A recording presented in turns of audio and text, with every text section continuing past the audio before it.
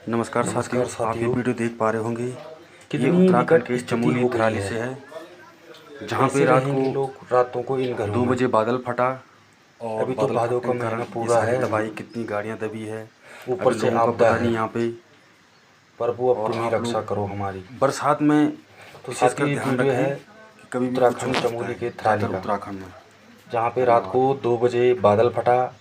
बादल फटने के कारण कई घरों में तबाही हो रखी है, कई घरों में पानी है। अभी लोगों का ही पता नहीं चल रहा यहाँ पे।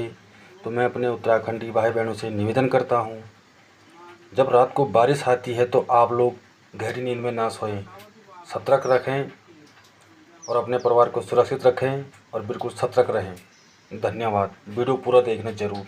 जय हिंद, जय भारत, जय उत्तराखंड।